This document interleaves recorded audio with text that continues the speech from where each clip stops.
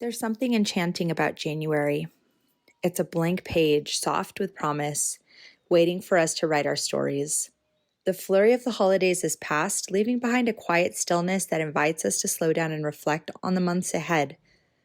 Snow covers so much of the world in a soft hush, and the crispness of the air feels like it's whispering, "Take a breath, there's time."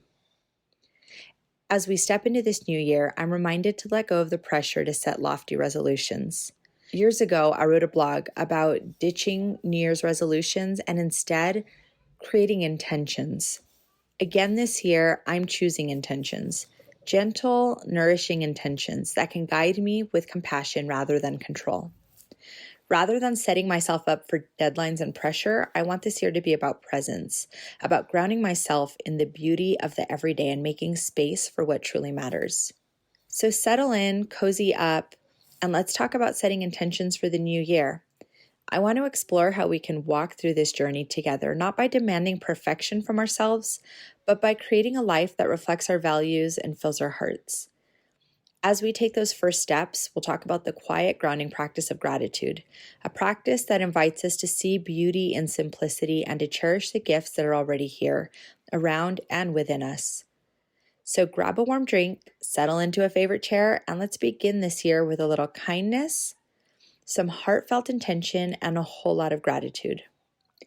As I look toward the year ahead, setting intentions has become less and less about transforming myself into someone new and more about honoring the person I'm already becoming. Each intention is a gentle reminder of the life that I want to cultivate. It's one of creativity, connection, and mindful choices. This year, I've set a few personal intentions to help guide my journey. They aren't about achieving perfection or racing toward a finish line, but about nurturing the things that make life rich and beautiful. For me, one of those intentions is to immerse myself in books that offer spiritual nourishment, grounding myself in words that remind me of what's true and lasting. In our busy lives, it's so easy to lose sight of our spirit. Reading wisdom from those who have come before me gives me strength and endurance. My goal is to read 10 new books this year. I also have annual reading that I read every year. Simplicity Parenting is one of my annual reads. I highly, highly recommend it if it's something that you've never read. Next, there's the intention to invest in my relationship with my husband, Peter. After nearly 2 decades together, our partnership has been the foundation of our family's strength and joy. Setting aside time for just the two of us is not easy. We have busy lives, we both run our own businesses, and we have a large family. We really have to fight to get that time. It doesn't just happen.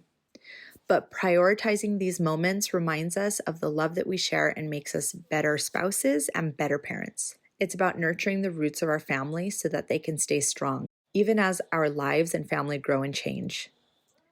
I also have the desire to be more present with my children. One simple way that I hope to do this is returning to our bedtime story routine, filling those last minutes of the day with stories that spark wonder and connection. It's a small but meaningful way to show up for them, to create memories that I hope that they'll cherish long after their childhood years have passed. My oldest daughter is 16, but she still indulges me by being present with her younger siblings for bedtime stories. Another intention that I have is to create a few timeless pieces for my wardrobe. Years ago, I had almost an entirely handmade wardrobe. This is what I wore every day when I had my brick and mortar shop. When we moved to Utah, everything went into plastic totes and into storage, waiting for our move. I was pregnant at the time. A lot of it didn't fit. Some of it was getting snug, so I went ahead and put everything away. Once we bought our house, everything was moved into a pod. And then it sat in my parents' driveway, and then it made its way over to our new home in Utah.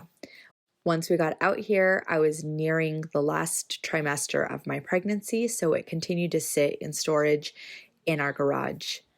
Months later, after our new baby was born, I went looking through my totes and realized that 2 totes of handmade clothing had been completely destroyed by water penetration, and everything had mold. I didn't even have the heart to look through it.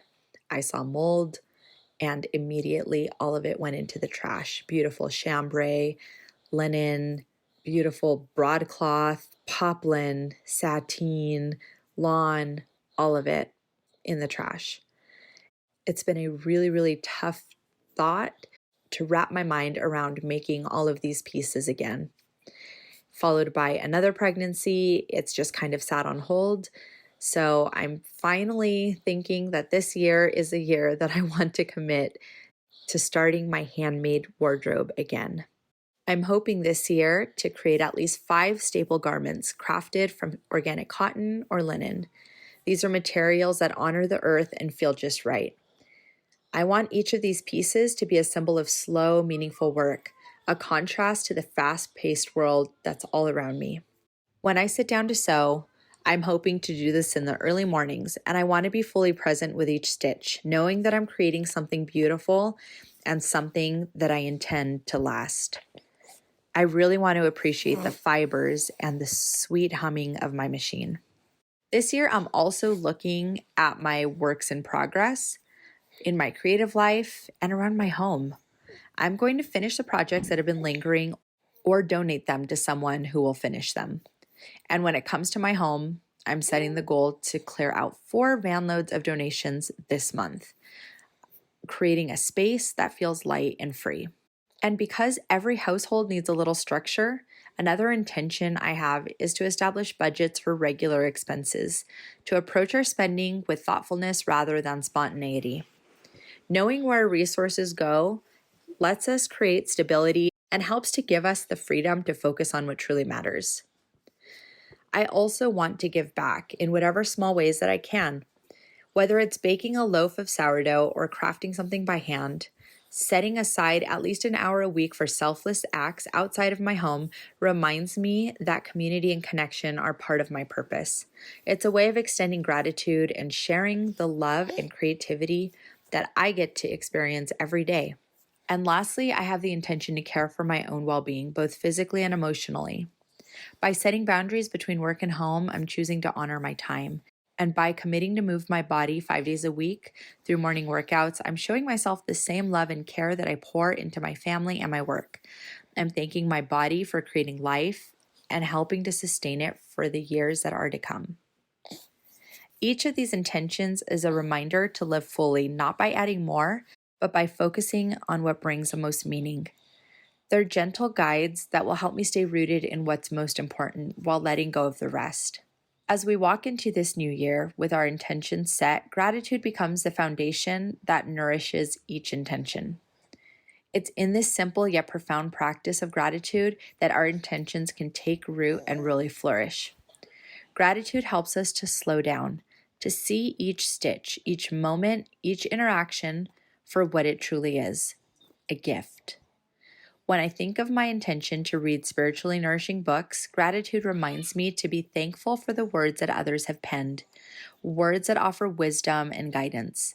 Each page I turn feels like a connection to something greater, a reminder that I'm part of a larger story. In sewing, gratitude shifts my perspective from simply wearing clothing as a covering to appreciating the textures and origins of the fabric I use, to embrace the creative process, and to get to put a piece of my own heart into each piece. Organic cotton and linen come from the earth, grown and harvested with care. By choosing these materials, I'm reminded of the hands that tended them and the ecosystems that supported them. It's an act of honoring not just my craft, but also nature itself. Gratitude becomes that subtle thread connecting me to the life around me, from the ground beneath to the garments we wear. In terms of my children, gratitude is what turns bedtime stories into cherished rituals. It's easy to move through routines, especially for me. But when I pause and appreciate those small moments, the joy of their laughter, the wonder in their eyes, it deepens the connection that we share. These moments become the memories that sustain us, filling our lives with joy. It really is the journey that matters. I think I tend to get so focused on the end result. I forget to appreciate so much of the journey. This year, as we were opening Christmas presents around the tree, I paused, I looked around, and I saw all my children. And it really hit me this year. The time I have left with all of these children under my roof, it's coming to a close. And I just want to really enjoy and appreciate these years that I'm currently in. They're so beautiful, they're so special, and when they're gone, I'll be wishing to have them back. When it comes to my relationship with my husband, gratitude is what keeps us anchored as a family. It's the quiet thank you for the years that we've shared, the challenges we've overcome, and the love that has grown deeper and steadier with time. Taking time for dates isn't just about going out, it's about acknowledging how far we've come and recommitting to one another in a simple, meaningful way. Gratitude also extends to the simpler acts of clearing space and establishing budgets. It may not always be glamorous, but when I remember that these actions make our home lighter, more open, more inviting, that they make room for a creative space, it's a way to appreciate what we have. Donating excess, whether it's craft supplies, toys, kitchen gadgets, it turns gratitude into a generosity, releasing beautiful things that have served us so that they can bring joy to others. The weekly act of giving outside my home is also rooted in gratitude, an offering of thanks for the abundance that we have.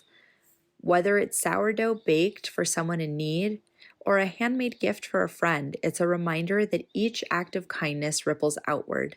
When we give, we receive so much in return, and often in really unexpected ways. Gratitude also grounds me in my own health, my perspective, and my boundaries, reminding me to take care of myself as I would for someone else that I love, reminding me that my troubles are so small in this beautiful world. In setting work boundaries, I can be present for my family, and in moving my body, I'm grateful for the strength that it gives me to do what I love, to be a wife, to be a mother, a business owner, and honestly, to simply be. So as we move into this new year, let's carry gratitude alongside our intentions, letting it shape and strengthen them. It's this sense of thankfulness that turns ordinary days into extraordinary ones, that transforms small moments into sacred ones. Gratitude isn't about having more, it's about seeing more, finding richness in simplicity, beauty in what's already here. So, as I wrap up today's episode, I hope that you're feeling a sense of peace, a sense of possibility, and a sense of optimism as you step into this new year. Setting intentions and practicing gratitude are not about achieving a perfect life. They're about embracing a meaningful one with all of the ebbs, flows, and unpredictability. They're about finding richness in the present, discovering beauty in the everyday, and connecting deeply with what's around us, our family, our friends, and of course, nature. With intention is a seed planted with hope that will nurture throughout the year. Some will grow strong and vibrant, while others may shift or change. But each one is an expression of our values, of what matters most. With gratitude as our guide, we can be more patient with others and with ourselves, moving forward with a gentleness, with grace, and with compassion. So as you reflect on your own intentions, remember that they're there to inspire, not to pressure. Let them bring you closer to the life that you want to create, one that's filled with the things that bring you peace, joy, and purpose. And may gratitude be a steady companion, reminding us of the gifts in every step of this journey of life. Thank you for joining me today on Beyond the Fabric, and I look forward to sharing this year with you. One intention, one stitch, one story at a time. Until next time, may your days be filled with gentle inspiration and your heart with gratitude. Happy New Year.